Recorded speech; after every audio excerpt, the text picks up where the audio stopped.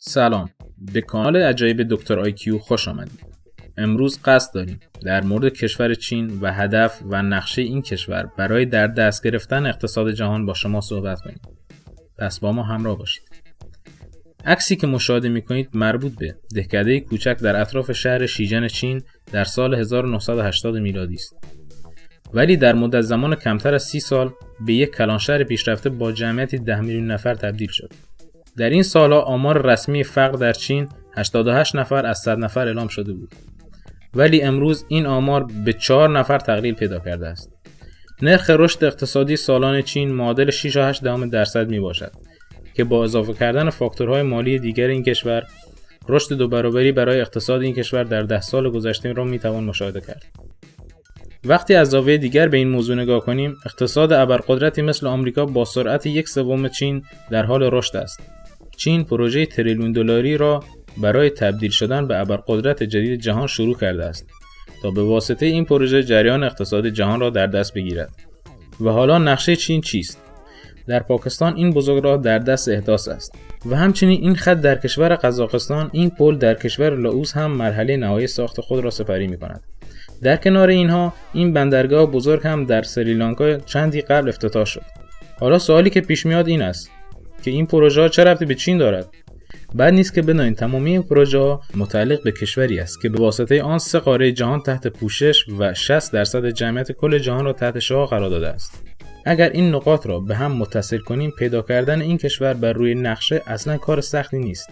این پروژه کمربند جهانی چین برای تبدیل شدن به قدرت جدید جهان با صرف سرمایه معادل 8 تریلیون دلار می باشد.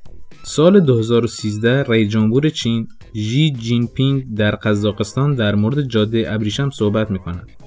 1 ماه بعد پینگ در اندونزی. این 2 سخنرانی اولین سخنان او در مورد میراث تریلیون دلاری برای آینده چین است و همچنین 2 جزء اساسی این پروژه چین بزرگ است. چین دارای 6 خط مواصلاتی به خارج از خاک خود است و این کریدورها کالاهای این کشور را به دورترین نقاط جهان انتقال می دهند. برای مثال این خط آهنی که چین را به آن متصل می کند و یا این خط انتقال گاز که از روی دریای خزر به چین می رسد و اینا همگی پروژه هایی به رهبری چین در جهان است. جاده ابریشم دریایی از دریای جنوبی چین شروع و به سمت قاره آفریقا ادامه پیدا می کند و این مجموعی از بندرگاه‌هایی است که چین آنها را برای تجارت و ارسال محصولاتش استفاده می کند. جاده ابریشم جدید چین، پالایشگاه نفت، مراکز بزرگ صنعتی، تأسیسات انرژی برق و شبکه‌های فیبر نوری، همه اینا برای تجارت هرچه آسان‌تر دنیا با چین برنامه‌ریزی شده است. تا به امروز چین تفاهم‌نامه‌ای با 60 کشور جهان در خصوص این پروژه‌ها به امضا رسانده و این لیست هر روز بزرگتر و بزرگتر می‌شود. چین این پروژه‌ها را به عنوان پروژه‌های برد برای هر دو طرف القا می‌کند. برای همین چین کاری به میزان دموکراسی یا گذشته سیاسی این کشورها ندارد و فقط سود و بهره دو طرف را به این پروژه ها مهم می‌داند. برای مثال پاکستان را در نظر بگیرید. پاکستان نیز مانند اکثر کشورهای جنوب مرکزی آسیا با مشکلات اقتصادی و فقر دست به گریبان است. این کشور منطقه محبوب برای سرمایه‌گذاران خارجی نبود تا اینکه چین وارد این کشور شد.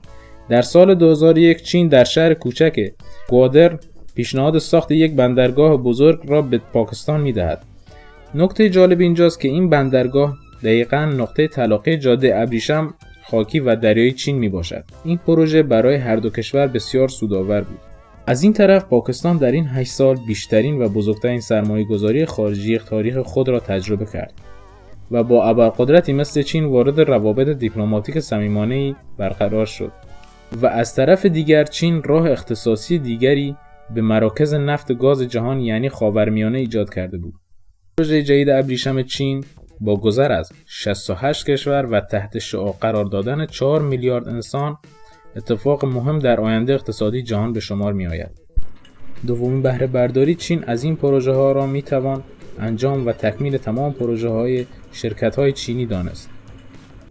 شرکت هایی که شانس زیادی برای گرفتن پروژه در داخل چین نداشتند، با پشتیبانی که از آنها در پروژه های ابریشم شد، امروزه 10 کشور بزرگ عمرانی جهان 7 شرکت متعلق به چین می باشد.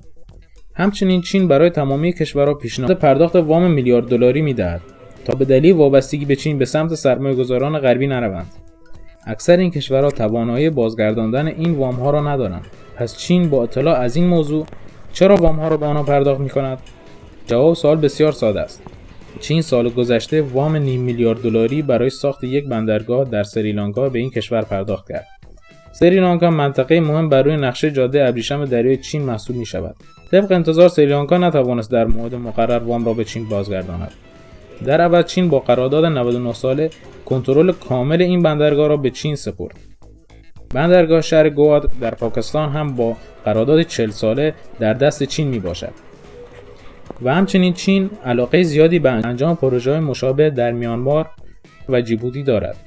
چین خوب می‌داند که وام‌های پرداختی‌اش هیچ وقت برنمیگردند، ولی در مقابل کنترل نقاط استراتژیک مهمی در آسیا و آفریقا و اروپا را در جاده ابریشم در دست گرفته است.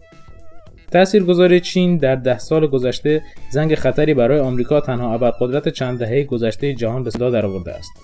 این جزیره یونگچو نام دارد و با مساحت 1.5 کیلومتری یک پایگاه نظامی چین محسوب می شود. این جزیره یک فرودگاه، یک سیستم راداری پیشرفته و حدوداً 200 نظامی را در خود جای داده است. نکته عجیب در مورد این جزیره این است که 3 سال پیش اصلاً چنین جزیره وجود نداشت. دقیقاً مانند 6 جزیره دیگر نظامی چین که بعدها به دریای جنوبی این کشور اضافه شدند. اگر به تصاویر ماوراء سال 2014 نگاهی بندازیم، خواهیم دید که کشتی‌های غورپیکر چینی با حمل شن و ماسه و راهسازی آن در وسط دریا در حال ساخت جزایر مصنوعی هستند که مرحله بعد نوبت به ساخت فرودگاه و تأسیسات نظامی بر روی این جزیره‌ها میرسد. دریای جنوبی چین از نظر ذخایر زیرزمینی به ویژه ذخایر انرژی جزو ثروتمندترین مناطق دنیاست. از این منطقه 11 میلیارد بشکه نفت و 100 تریلیون متر مکعب گاز استخراج می‌شود. 10% از آبزیان کره زمین در این دریا زندگی می‌کنند و از همه مهمتر 30% از حرکت کشتی‌های تجاری جهان در این آب‌ها صورت می‌گیرد. چین با استناد به گذشته تاریخی خود 90% دریای چین را حق خودش می‌داند و توانسته با ساخت جزایر نظامی مصنوعی در این دریا و نمایش قدرت نظامی بقیه کشورها حتی آمریکا را ساکت نگه دارد. چین با ساخت این جزایر به صورت ژئوپلیتیک در حال حاضر آهسته و بدون درگیری در این منطقه است و تمام جهان از این موضوع خبردار هستند، ولی کسی نمیتواند اعتراضی بکند. اگر فرض کنیم کشوری مثل آمریکا قصد حمله به چین را داشته باشد، چین برای نگه داشتن جنگ در خارج از مرزهایش دست به ساخت این جزایر نظامی مصنوعی زده. همچنین با پشتیبانی آشکار و آگاهانه از کره شمالی باعث سرپا ماندن این کشور و در نتیجه دور نگه داشتن امپریالیسم آمریکا در این منطقه شده است. این روش‌ها به صورت ایزوله‌ای آمریکا را در قاره آمریکا نگه داشته و باعث کمتر شدن نفوذ و سرمایه‌گذاری‌های این کشور در جهان شده است. از اینکه در این ویدیو با ما همراه بودید از شما بسیار متشکریم. برای حمایت از ما فقط کافیه بر روی دکمه سابسکرایب کلیک کنید و با فعال کردن زنگوله از آخرین ویدیوی ما خبردار بشید. با تشکر.